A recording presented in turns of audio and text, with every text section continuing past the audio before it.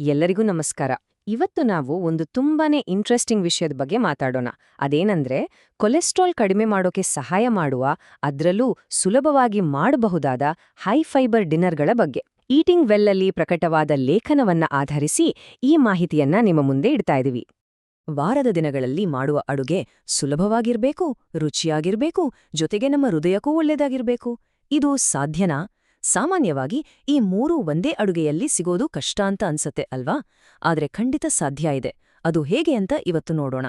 ಸರಿ, ಹಾಗಾದ್ರೆ ಮೊದಲು ಕೊಲೆಸ್ಟ್ರಾಲ್ಗೂ ನಾವು ರಾತ್ರಿ ಮಾಡೋ ಊಟಕ್ಕೂ ಏನು ಸಂಬಂಧ ಅಂತ ಅರ್ಥ ಮಾಡ್ಕೊಳ್ಳೋಣ. ನೋಡಿ, ಕೊಲೆಸ್ಟ್ರಾಲ್ ಬಗ್ಗೆ ಕೇರ್ ತಗೊಳ್ಳೋ ಆಹಾರ ಪದ್ಧತಿ ನಮ್ಮ ಆರೋಗ್ಯಕ್ಕೆ ತುಂಬಾನೇ ಮುಖ್ಯ. ಅದನ್ನ ನಮ್ಮ ಪ್ರತಿದಿನದ ಊಟದಲ್ಲೇ ಸಿಂಪಲ್ ಆಗಿ ಹೇಗೆ ಮ್ಯಾನೇಜ್ ಮಾಡ್ಬೋದು ಅಂತ ಈಗ ನೋಡೋಣ. ಹಾಗಿದ್ರೆ ಇದಕ್ಕೆ ಪರಿಹಾರ ಏನು? ಆಶ್ಚರ್ಯ ಏನಂದ್ರೆ ಈ ಪರಿಹಾರ ನಮ್ಮ ಅಡಿಗೆ ಮನೆಯಲ್ಲೇ ನಾವು ಇಷ್ಟಪಟ್ಟು ತಿನ್ನುವ ಫಲಾಹಾರಗಳಲ್ಲೇ ಇದೆ. ಅದು ಒಂದು ಪ್ರಮುಖ ಪೋಷಕಾಂಶ. ಇದು ನಮ್ಮ ಊಟವನ್ನ ರುಚಿಯಾಗಿ ಮಾಡೋದಷ್ಟೇ ಅಲ್ಲ, ಆರೋಗ್ಯಕರವಾಗಿಯೂ ಇಡುತ್ತೆ. ಹೌದು, ಆ ಪೋಷಕಾಂಶ ಬೇರೆ ಯಾವುದೂ ಅಲ್ಲ, ಅದೇ ಫೈಬರ್. ನಮ್ಮ ಹೃದಯದ ಆರೋಗ್ಯದ ಕಥೆಯಲ್ಲಿ ಇದೊಂಥರ ಸೂಪರ್ ಹೀರೋ ಇದ್ದ ಹಾಗೆ. ಬನ್ನಿ, ಈ ಹೀರೋ ಬಗ್ಗೆ ಇನ್ನಷ್ಟು ತಿಳ್ಕೊಳ್ಳೋಣ. ಅಂದ್ಹಾಗೆ ಡಯಟರಿ ಫೈಬರ್ ಅಂದ್ರೆ ಏನು? ತುಂಬಾ ಸಿಂಪಲ್. ನಾವು ತಿನ್ನೋ ಧಾನ್ಯಗಳು, ಬೀನ್ಸ್, ಕಾಳುಗಳು, ನಟ್ಸ್ ಮತ್ತೆ ಬೀಜಗಳು, ಈ ತರದ ನ್ಯಾಚುರಲ್ ಆಹಾರಗಳಲ್ಲಿ ಸಿಗುವ ಒಂದು ಬೆಲೆಬಾಳುವ ಪೋಷಕಾಂಶವೇ ಇದು. ಸರಿ, ಈ ಫೈಬರ್ನಿಂದ ನಮಗೇನು ಲಾಭ? ಮುಖ್ಯವಾಗಿ ಲೇಖನದಲ್ಲಿ ಹೇಳಿರೋ ಪ್ರಕಾರ ಇದು ನಮ್ಮ ರಕ್ತದಲ್ಲಿರೋ ಕೊಲೆಸ್ಟ್ರಾಲ್ ಮಟ್ಟವನ್ನ ಕಡಿಮೆ ಮಾಡೋಕೆ ಸಹಾಯ ಮಾಡತ್ತೆ. ಅಷ್ಟೇ ಅಲ್ಲ, ಇದು ನಮ್ಮ ಜೀರ್ಣಕ್ರಿಯೆಗೂ ತುಂಬಾ ಒಳ್ಳೆಯದು, ಜೊತೆಗೆ ಒಟ್ಟಾರೆ ಆರೋಗ್ಯವನ್ನು ಸುಧಾರಿಸುತ್ತೆ. ಓಕೆ, ಥಿಯರಿ ಎಲ್ಲ ಕೇಳಿದ್ವಿ. ಈಗ ಪ್ರಾಕ್ಟಿಕಲ್ ಆಗಿ ನೋಡೋಣ. ಅಂದ್ರೆ ಈ ಫೈಬರ್ ಅನ್ನೋ ಕಾನ್ಸೆಪ್ಟ್ ನಿಜವಾದ ಊಟವಾಗಿ ನಮ್ಮ ಪ್ಲೇಟ್ ಮೇಲೆ ಬಂದ್ರೆ ಹೇಗಿರುತ್ತೆ? ಕೆಲವು ಉದಾಹರಣೆಗಳನ್ನ ನೋಡೋಣ ಬನ್ನಿ. ಮೊದಲನೇ ಉದಾಹರಣೆ, ಗ್ರೌಂಡ್ ಟರ್ಕಿ ಮತ್ತೆ ಆವಕಾಡೋ ಜೊತೆ ಸ್ಟಫ್ಡ್ ಸ್ವೀಟ್ ಪೊಟೇಟೊ. ವಾವ್! ಹೆಸರು ಕೇಳೋಕೆ ಎಷ್ಟು ಚೆನ್ನಾಗಿದೆಯೋ, ಇದು ಅಷ್ಟೇ ಕಂಫರ್ಟಿಂಗ್ ಆಗಿರೋ ಪರ್ಫೆಕ್ಟ್ ಬ್ಯಾಲೆನ್ಸ್ಡ್ ಮೀಲ್.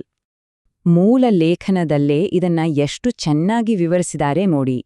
ಚೆನ್ನಾಗಿ ರೋಸ್ಟ್ ಮಾಡಿದ ಸಿಹಿ ಗೆಣಸಿನ ಒಳಗೆ ಸುವಾಸನೆಯುಕ್ತ ಗ್ರೌಂಡ್ ಟರ್ಕಿ ಸ್ಟಫ್ ಮಾಡಿ, ಅದರ ಮೇಲೆ ಕ್ರೀಮಿಯಾದ ಆವಕಾಡೋ ಮತ್ತೆ 1 ಚಮಚ ಮೊಸರು ಹಾಕಿದ್ರೆ ಆಯ್ತು. ಅಬ್ಬಾ, ಬಾಯಲ್ಲೇ ನೀರೂರುತ್ತೆ ಅಲ್ವಾ? ಎರಡನೇ ಉದಾಹರಣೆಗೆ ಬರೋಣ. ಇದು ಟ್ಯೂನಾ ಮತ್ತು ವೆಜಿ ಗ್ರೀನ್ ಬೌಲ್. ತುಂಬಾನೇ ಫ್ರೆಶ್ ಆಗಿ ಎನರ್ಜಿ ಕೊಡೋ ಹಾಗೆ ಇರುತ್ತೆ.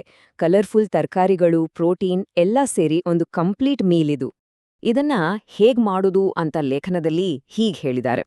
ಈ ವೈಬ್ರೆಂಟ್ ಗ್ರೇನ್ ಬೌಲ್, ಫ್ಯಾರೋ ಅನ್ನೋ ಧಾನ್ಯ, ಚೆನ್ನಾಗಿ ಹುರಿದ ತರಕಾರಿಗಳು ಮತ್ತೆ ಕ್ಯಾಂಡ್ ಟ್ಯೂನಾ ಎಲ್ಲವನ್ನೂ ಒಟ್ಟಿಗೆ ಸೇರಿಸಿ ಒಂದು ಹೃತ್ಪೂರ್ವಕವಾದ ಆದ್ರೂ ಫ್ರೆಶ್ ಆಗಿರೋ ಊಟವನ್ನ ಕೊಡುತ್ತೆ. ಮೂರನೇ ಮತ್ತು ಕೊನೆಯ ಉದಾಹರಣೆ, ಇದು ತುಂಬಾನೇ ಸುಲಭವಾಗಿ ಮಾಡುವಂಥದ್ದು. ಶೀಟ್ ಪ್ಯಾನ್ ಕಡ್ಲೆ ಮತ್ತು ಸ್ಪ್ರಿಂಗ್ ವೆಜೀಸ್. ಇದರ ಸ್ಪೆಷಾಲಿಟಿ ಏನಂದ್ರೆ ಇದನ್ ಮಾಡೋದು ತುಂಬಾನೇ ಈಸಿ. ಶೀಟ್ ಪ್ಯಾನ್ ಡಿನ್ನರ್ ಅಂದ್ರೆ ಎಷ್ಟು ಸುಲಭ ಅಂತ ನೋಡಿ. ಲೇಖನದ ಪ್ರಕಾರ ಕಡಲೆಕಾಳನ್ನ ಮೃದುವಾದ ತರಕಾರಿಗಳ ಜೊತೆ ಒಂದೇ ಬೇಕಿಂಗ್ ಶೀಟ್ ಮೇಲೆ ಹಾಕಿ ರೋಸ್ಟ್ ಮಾಡೋದು. ಇದ್ರಿಂದ ಪಾತ್ರೆ ತೊಳೆಯೋ ಕೆಲ್ಸನೇ ಇರಲ್ಲ.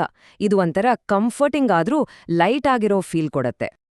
ಈ 3 ಉದಾಹರಣೆಗಳನ್ನ ನೋಡಿದ್ವಿ. ಈಗ ಬರೀ ರೆಸಿಪಿಗಳನ್ನ ನೋಡೋದಲ್ಲ, ಇದ್ರ ಹಿಂದಿರೋ ಒಂದು ಫಾರ್ಮುಲಾ ಅಥವಾ ಬ್ಲೂ ಪ್ರಿಂಟ್ ಬಗ್ಗೆ ಮಾತಾಡೋಣ. ಇದನ್ನ ಅರ್ಥ ಮಾಡ್ಕೊಂಡ್ರೆ ನಾವೇ ನಮ್ಮದೇ ಆದ ಹೆಲ್ದಿ ಮೀಲ್ಸ್ ಕ್ರಿಯೇಟ್ ಮಾಡ್ಬೋದು. ಗಮನಿಸಿದ್ರ, ಈ ಎಲ್ಲಾ ರೆಸಿಪಿಗಳಲ್ಲೂ ಒಂದು ಕಾಮನ್ ಪ್ಯಾಟರ್ನ್ ಇದೆ. ಹಾಟ್ ಹೆಲ್ದಿ ಊಟವನ್ನ ಕಟ್ಟಲು ಬೇಕಾದ ಒಂದು ಸಿಂಪಲ್ ಫ್ರೇಮ್ವರ್ಕ್. ಏನದು? ಬನ್ನಿ ಮುಂದಿನ ಸ್ಲೈಡ್ನಲ್ಲಿ ನೋಡೋಣ.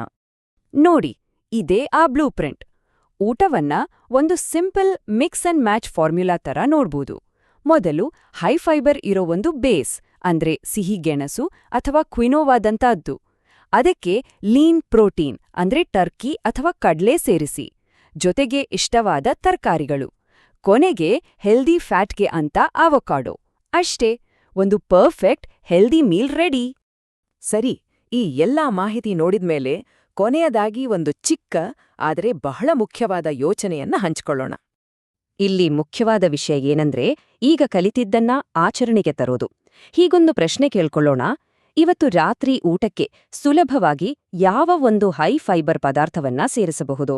ಅದು ಒಂದು ಹಿಡಿ ಕಾಳಾಗಿರಬಹುದು ಅಥವಾ ಸ್ವಲ್ಪ ಧಾನ್ಯಗಳಾಗಿರಬಹುದು.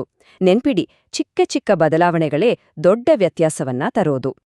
ಈ ಮಾಹಿತಿ ಉಪಯುಕ್ತ ಅಂತ ಅನ್ಸಿದ್ರೆ ದಯವಿಟ್ಟು ಲೈಕ್ ಮಾಡಿ, ಸಬ್ಸ್ಕ್ರೈಬ್ ಮಾಡಿ, ಹಾಗೆ ಆರೋಗ್ಯದ ಬಗ್ಗೆ ಕಾಳಜಿ ಇರೋರ ಜೊತೆ ಶೇರ್ ಮಾಡಿ. ಮತ್ತೆ ಮುಂದಿನ ವಿಶ್ಲೇಷಣೆಯಲ್ಲಿ ಭೇಟಿಯಾಗೋಣ.